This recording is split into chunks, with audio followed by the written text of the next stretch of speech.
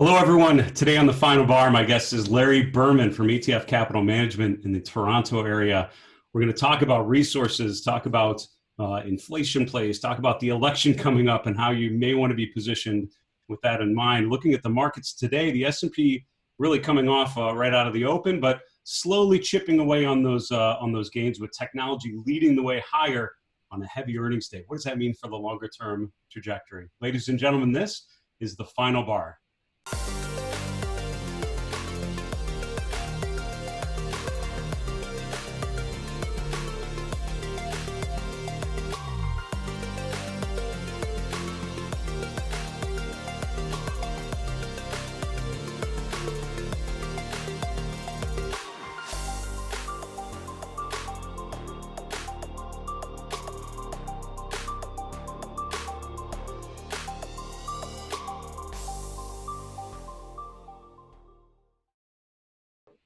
Hello, everyone. Welcome to the final bar. I'm your host, Dave Keller. I'm the Chief Market Strategist here at StockCharts.com in Redmond, Washington. Thanks for joining us every weekday after the close for our show.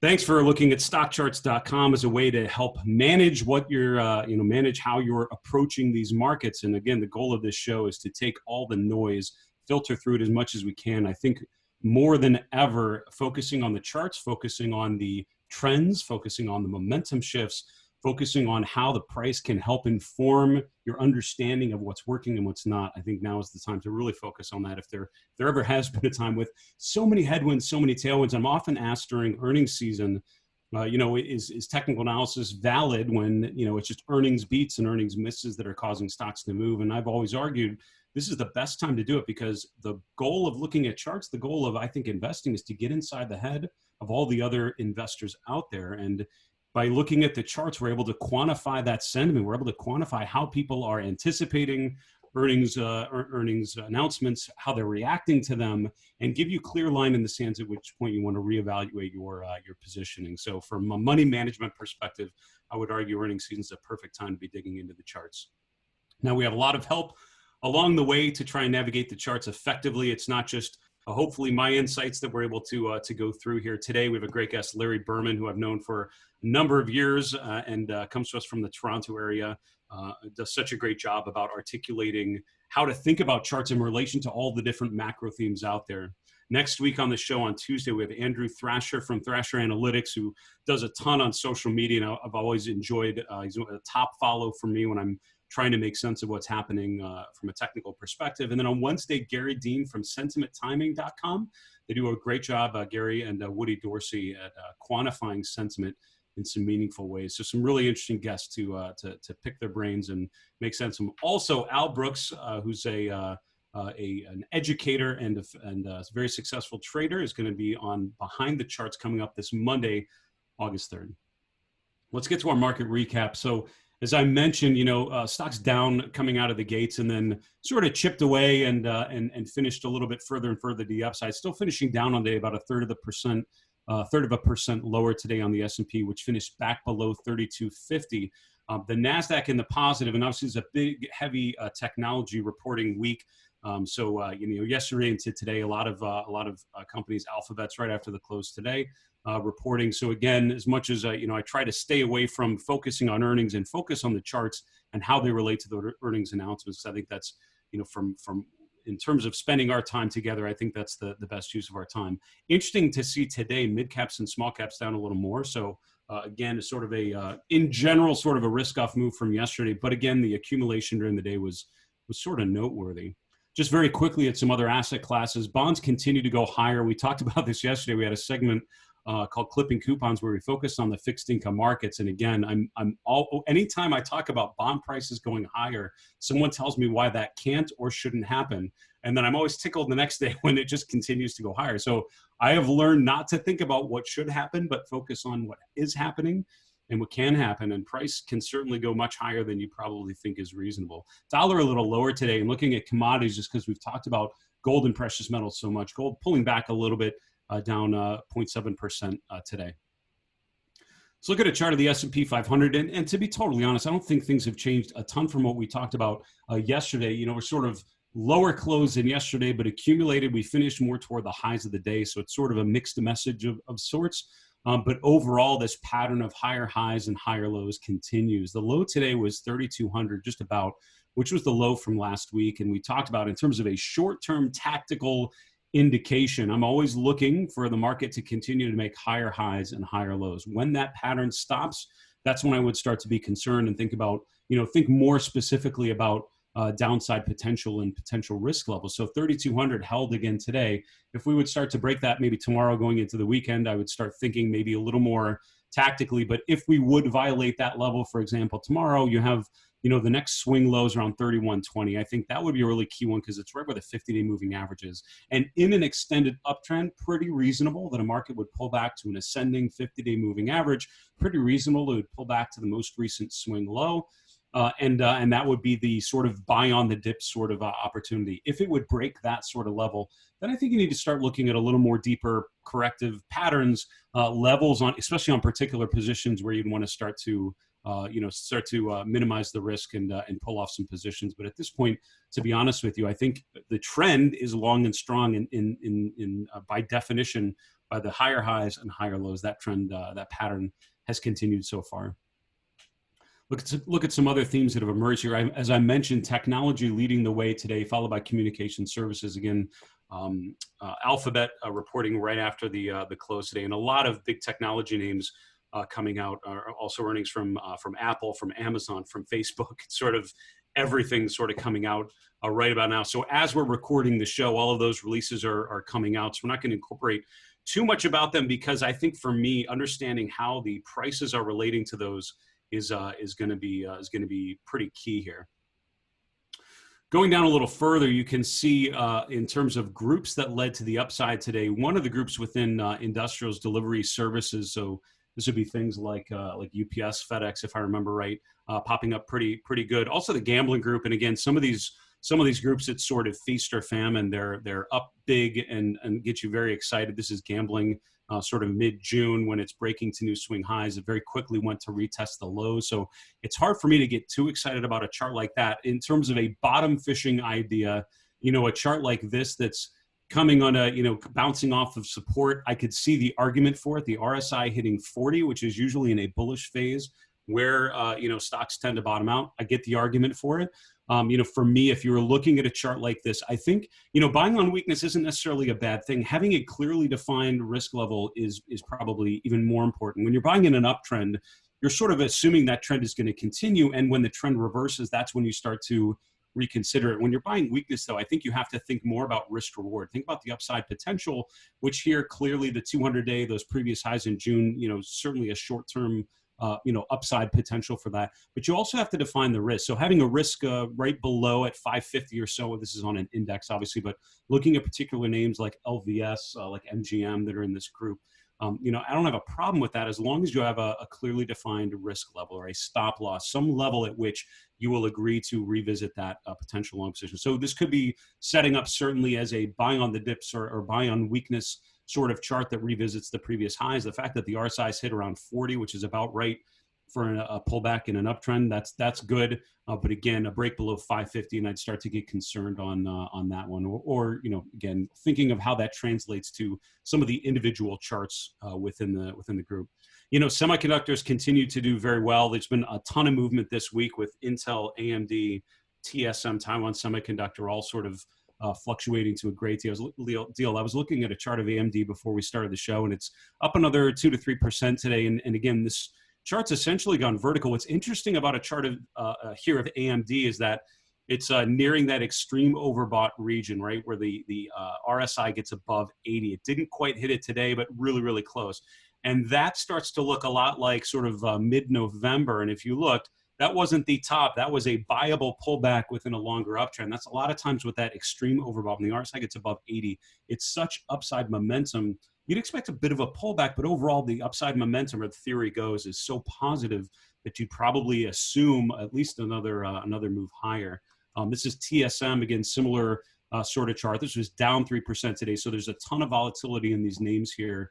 Relative to any other week before this one, but you can see this one also overbought, and then you compare that with Intel, and you can see how it's certainly rotated away from Intel, rotated into some of those other names. So I would be hard pressed to think of this as an ideal chart. Again, if you're more value oriented, if you like buying weakness, this is sort of the range, those March lows, where you wouldn't expect it necessarily to go much lower than that. So again, we're nearing that area where I could see the argument for, buying. And again, your risk level, you'd be thinking around 44, wherever the level that makes sense to you, 45, basically saying as long as we hold those levels, that's an acceptable downside risk, assuming this thing would recover and go further. But as a group, if you look at the SMH or something like that, as a group, the relative strength still holding up really, really well and in pretty decent shape. Very quickly, wanted to reintroduce a segment board we haven't gotten to in a while, which is the mystery chart. We used to do this a lot when we were in the studio. We sort of tabled it for a bit, but I'd love to get back to it, and I'm excited to do so. So the question is, what is this chart? I've blanked out the ticker. I've blanked out as many identifying characteristics as I can. The question for all of you is, what is this chart? Anything I would tell you is this. This is a security traded in the United States. Is listed on a U.S. exchange. That's about all I'm going to tell you. And then this is a daily price bars going back for the last year, the 50 and 200-day moving averages, the RSI, and the relative strength relative to the S&P 500. It's kind of the standard Dave Keller chart when we're looking at things on the show. My question is, what is this chart? Think about it. Later in the show, we'll unveil what this is and why it's an important chart to keep in mind. We need to take a quick commercial break. We'll be back with my guest, Larry Berman. We'll see you in a minute.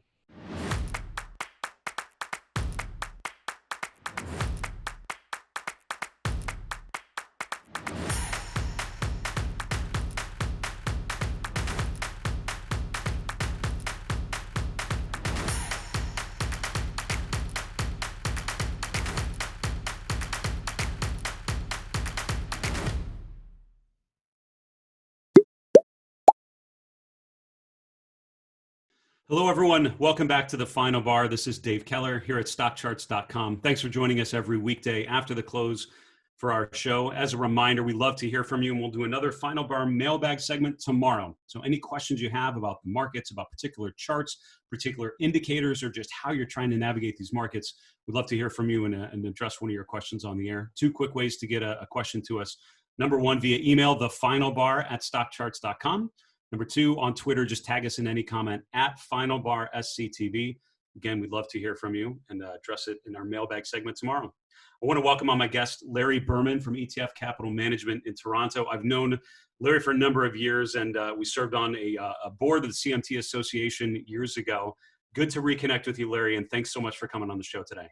Yeah, great to be here. Really looking forward to this segment. So we have, as you know, no shortage of potential catalysts here in the U.S. and obviously in Canada as well. We're, getting, in the heats of election season with a global pandemic and all of that. So we were talking before we got started about just how we would start to think of this, orient us with this first chart, really looking at infrastructure. But how should we be thinking about charts like this going into the elections? Well, so as a portfolio manager, I'm in my 35th year, I can't believe it already, in the investment industry. And of course, I started when I was in diapers. But, what we learn in CMT school about charts and what we learn in CFA school about fundamentals, I try to marry them both together. And then as a portfolio manager, which was very different, the first 20 years of my career was an analyst, and the last 14 years as a portfolio manager. Very, very different mindset. So I'm looking for a chart. I'm looking for fundamentals. I'm looking for a catalyst. Everything wants to come together to me for an idea. So what's the biggest risk that we have in front of us? And for me, that's the U.S. election. And I want something that's going to work. I want something, because I'm a value-oriented invested, that's relatively cheap, so not expensive, or it's growth at a reasonable price. And there's not a lot of that. So you put all that together and what comes off the page. And infrastructure. I mean, we've had this global pandemic that's cost millions and millions and millions of jobs. You got a lot of structural unemployment coming. But what are governments going to do? And whether it's Trump or Biden doesn't matter to me in terms of what is going to work. Obviously, some policies will be better under a Biden. Some will be better under Trump for sure. infrastructure, putting people back to work. But when you look at an ETF, and this ETF, PICK, so this is not your traditional infrastructure ETF, because when you look through the ETF and you say, well, what do you own? You end up owning pipelines and utilities and your traditional way of thinking of infrastructure. Sure. But I'm talking about fixing bridges, steel, aluminum, nickel, base metals that are going to drive a rebuilding of the world effectively. And so this is an ETF that has exposure to steel, base metal mining companies as a general play. The yellow line at the bottom of our chart, you'll all be familiar with. It's a relative strength line. It's been underperforming dramatically for years. It last bottomed out at the 2015, 2016 low, where commodity prices were coming under significant pressure. We made a major double bottom, not only on absolute price, but on relative. We made a slight positive divergence there. You can kind of eyeball it in the chart. I haven't drawn my lines on there yet. And we've now bounced off that low. So fundamentally, great value. Technically, we've got a great setup, and we've got a catalyst, with the election. Don't care who wins this. They're all going to spend bags and bags of money trying to get people to work and reviving the economy. Infrastructure is the biggest no-brainer spend that governments can do going forward. It's a great chart. The second one you sent is looking at gold. And again, when I think of you, I think about, just as a great communicator on materials and just how to think of them. And I know for, a US-based investor, it's always important to think about that space. What are you seeing with gold? Tell us about chart number 2. But the first time I'm not a gold bug, so let me get that out of the way. Because the first time I got bullish on gold, because we look for base patterns, right? So when I was looking when the tech bubble was coming unglued, I was a strategist for CIBC World Markets, early 2000s, and I noticed this base developing. And I'm looking for the catalyst, I'm looking for the chart, and this big trend line breaks. And so early 2000s, I'm saying, what looks good, what looks interesting? And to me, that was the first time I got really bullish on gold. I had no idea what it was going to do. This chart we're looking at is gold adjusted for inflation. Okay. And what I'm pointing out here, and the last time I got bullish was a few years ago as we were basing again. In 2014, I was the keynote speaker at the Yukon Gold Show up in Dawson City. And it took me like 20 hours of airplanes and hikes to get up there. But it was a phenomenal trip. And at the time I said, we're in a base. It might take a few years. I'm a seller at $1,350. I'm a buyer under $1,200. And they weren't happy with my forecast because I wasn't bullish. But we've broken out here. And in inflation-adjusted terms, to get us back to the last peak we last saw in 2011, where spot gold was just over 1,900, adjusted for inflation, there's still about 10% upside. We're looking at a log chart here. Yeah. But to get to the 1980s high, in inflation-adjusted terms, we've got 47% upside here based on my calculations on the chart here. So there's big potential still in gold. And again, reiterating, I'm not a gold bug, but what's driving gold now? You've got negative real yields. What's coming? I think we are going to have a decade of stagflation in front of us, because all this Fed largesse, for all the celebration that the marketplace is now because of Fed liquidity, it's caused really bad decisions in the C-suite with regard to financial engineering, massive amounts of debt. And so that's going to impact growth, absolutely. And notwithstanding the fact they're going to spend all this money to put people back to work with stimulus, the next cycle is very likely as supply chains come back home and the focus on getting jobs. There's going to be inflation. So we're looking at what's going to work in any scenario, and gold is very, very compelling under the scenario of negative real rates, which we're in now, and ultimately where we're heading to, where inflation takes off. Reiterating again, I'm not a gold bug. I love the catalyst. I love the chart. You talk about cup and handles and all kinds of things when you look at something like this, but there's upside here. And more important than gold stocks are nowhere near where they should be trading. And the end for this thing isn't until gold stocks get to stupid valuations fundamentally relative to gold bullion. So I prefer to play it in all my funds, David. My biggest position is gold equities, even in my dividend fund where gold doesn't pay a big dividend. It's still one of my favorite positions. That's a great take. And I love the thematic play, and I love the two visualizations that point us there. Larry Berman, thank you so much for coming on the show. Hope you and Dr. Berman stay safe there in Toronto, and thanks. Look forward to talking to you again soon. And all right? Best to you and yours, David. It was Larry Berman from ETF Capital Management. But boy, there's so many questions leading into an election season. I think Larry's take was pretty refreshing, which is, it's not about necessarily who wins, but how whoever is in office has a huge opportunity ahead of them to invest in infrastructure. And that certainly seems to be a potential upside catalyst there. Our next segment is called Level Up. This is one we haven't done in a little while as well. And this is an opportunity to upgrade our investing capabilities using the power of StockCharts.com. The name is inspired by a number in the StockCharts office who will remain unnamed that are avid World of Warcraft addicts. But we talked about leveling up and upgrading our use of the platform. What I wanted to do is talk about a couple ways to break down sector movements. I get a lot of questions about sector themes and thinking about, what do you think of materials or utilities or REITs or financials? And it's so easy or it's straightforward to try and answer that question at a sector level. But you have to remember that every one of those sectors I just mentioned has some differentiation within the sector. There are groups within each sector that are going to be doing well. There are groups that are going to be doing poorly. And as a result, being able to sort of get that next level down and understand those movements can be really, really valuable. So what I want to do is just start with you in a couple different ways. Number one, if you go to the main StockCharts charts and tools page, so up in the toolbar, you click on charts and tools. This is going to give you a lot of different parts of the platform. We sort of list it all off in a menu. And I'd encourage you, if you've been on the platform for a while, or if you're just getting started, this is a great place to remember some of the different capabilities that we have that you might not be taking advantage of. But what I'm going to do is focus on the right under the summary pages section. This is really the main way to sort of look at the universe. And a lot of times I've found when you're learning technical analysis, you focus so much on analyzing the chart in front of you that you don't pay enough time making sure you're looking at the right chart in the first place. And this is the place you're going to start to focus in on the charts that are actionable. So what we're going to do is go to the sector summary page.